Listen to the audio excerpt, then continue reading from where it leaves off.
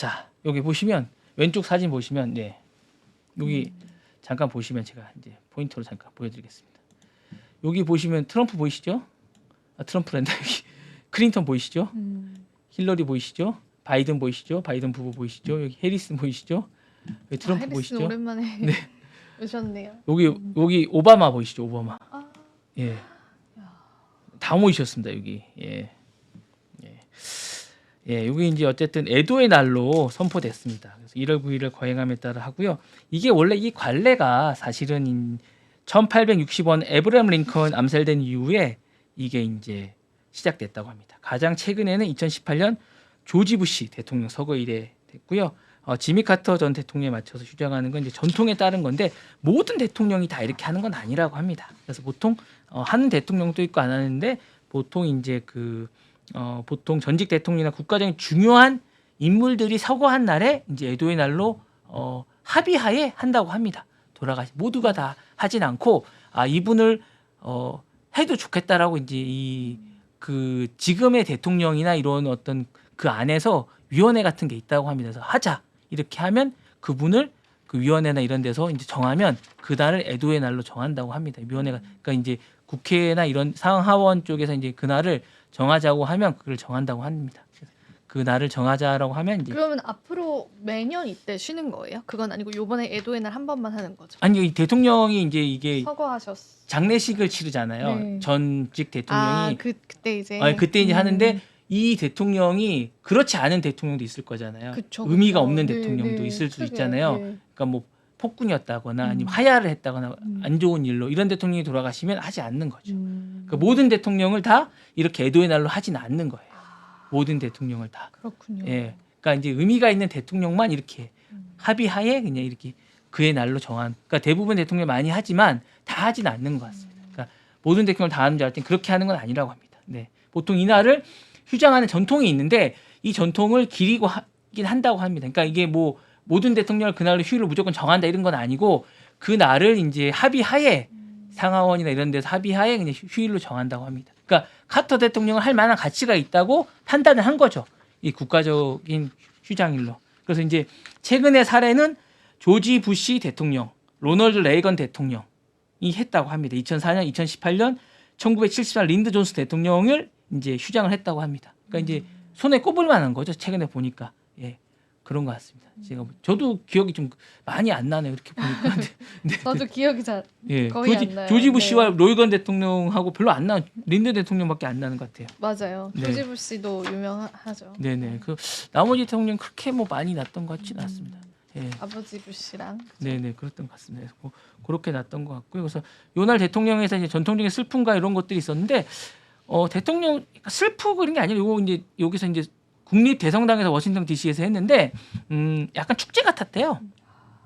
제가 이제 동영상으로 보여드리면 이제 소리가 안 나서 그런데 제럴드 포드 전 대통령의 이제 손자인 제임스 거기서 이제 했대요. 그래서 이제 거기서 했는데 여기서 이제 손자가 했는데 사실은 이제 그 카터 대통령하고 제럴드 포드가 이제 경쟁자였어요. 라이벌이었는데 이제 그 추도사를 이제 그때 해달라고 그랬대요. 그래가지고 이제 했는데 되게 이제 재밌게 코믹하게 막 하고 이제 4년간 하면서 이렇게 재밌게 하면서 했고 요런 재밌는 이야기도 하면서 이제 생전에 있었던 이야기도 하고 그런 이야기를 하면서 재밌게 하고 여기 보시면 트럼프하고 이제 여기 오바마하고는 생전에 둘이 완전 라이벌이었거든요. 싸우고 으르렁거리고 뭐 얘기도 안 했는데 둘이 막 웃으면서 대화를 하고 막 이러더라고요. 현장에서 야 정말 재밌더라고요. 그러면서 이제 그런 얘기도 하고 낚시 얘기도 하고 되게 웃겼어요. 제가 이 현장에서 보면서 웃기고 그리고 이제 아팠다고 하던데 클린턴도 보니까 되게 정정하더라고요. 오늘 보니까 그리고 그렇네요. 네 깔끔하더라고요. 보니까 그리고 바이든도 깔끔하고 전부 다 제가 보니까 정말 전 대통령이고 후보라 그러니 다 깔끔하고 선남선녀더라고요. 다 보니까 네, 그리고 이제 이렇게 보시면 이렇게 이제 국장처럼 깔끔하게 이렇게 멋있더라고요. 이렇게 전임 대통령들을 이렇게 딱 하니까 네, 좀 약간 대접을 좀 하는 듯한 이렇게 명예롭게 돌아가시는 이렇게 명예롭게 돌아가면서 네. 이렇게 헬리콥터를 타고 이제 조지아주로까지 딱 가는데 저 좋더라고요 보니까 네 자기 고향까지 딱 가는데 여행하듯이 이렇게 쫙 가더라고요. 저희는 저희는 이름이 남죠, 사람은. 네, 정말 네. 그런 것 같습니다. 저희는 이름이 남겠죠? 저희도 안타깝네. 남으실 거예요. 네, 다음 소식 전하겠습니다. 네, 다음 소식 들어볼게요. 자, 엔비디아와 AMD가 신약 한판 승부를 한다고 합니다. 네. 이게 이제 AMD가 어제 인베스트 드러그 디스커버리 컴퍼니 업스트랙트에서 이제 여기 이제 투자한다고 이제 기사가 어제 나왔습니다. 이제 여기 2천만 달러를 이제 투자한다고 여기 리사수 사진이 나오면서 이렇게 신약 개발에 AI 관련해서 이제 투자를 한다고 기사가 나왔습니다. 보통 이제 AMD 반도체 회사, 엔비디아 반도체 회사 잘 알려져 있지 않습니까? 그러니까 근데 이제 제가 알려보니까 엔비디아는 이미 신약에 많이 투자를 했더라고요. 그리고 신약 관련된 기반의 개발성을 중요성을 알려서 많이 쿠다나 이런 플랫폼 GDX 시스템 통해서 이미 생명공학 쪽에 고성능을 해서 신약 개발에 많이 투자를 하고 있었습니다. 그래서 AI 솔루션을 많이 제공하고 있었습니다. 그래서 리커션 퍼머시라고 하는 그런 것들도 하고 그다음에 단백질 구조 같은 AI 기반의 그런 것들을 많이 하고 있었고요. 이미 투자를 많이 하고 있었습니다. 그래서 클라라 디스커버리라는 것도 이제 소프트웨어라는 플랫폼도 있었고요.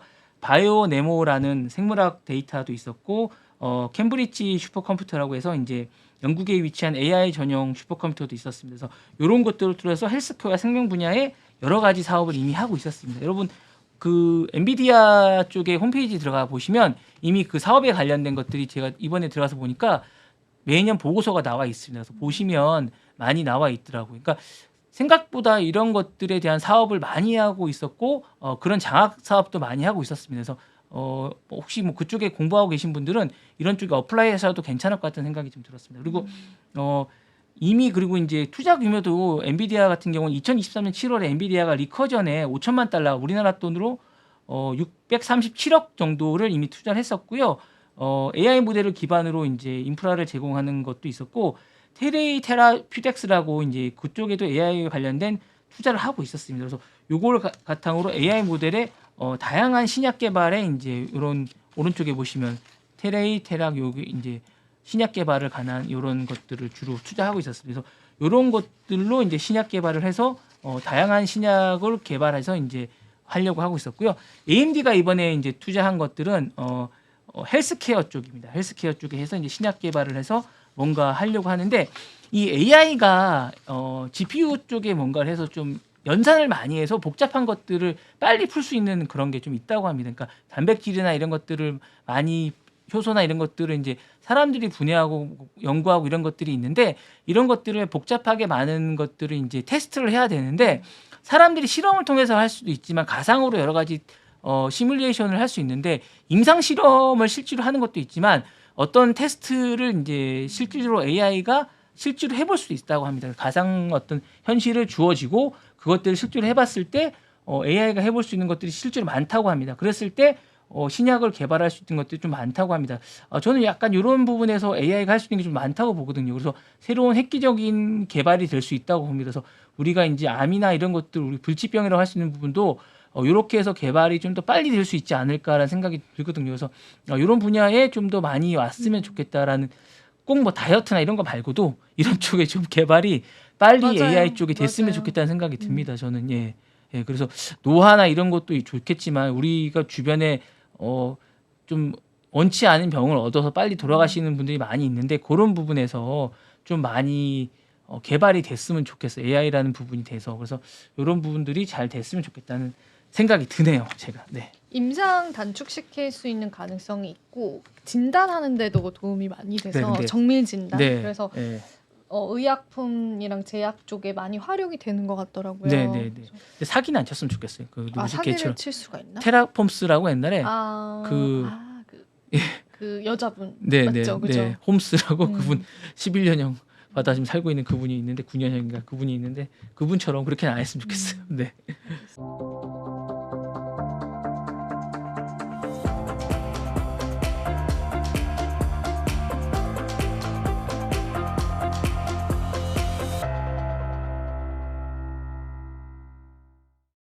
지금 바로 구독을 눌러보세요. 실시간 경제 뉴스, 투자 전문가들의 다양한 시황과 정확한 분석, 또 알찬 투자 정보까지 신뢰할 수 있는 저희 서울경제TV와 함께하세요.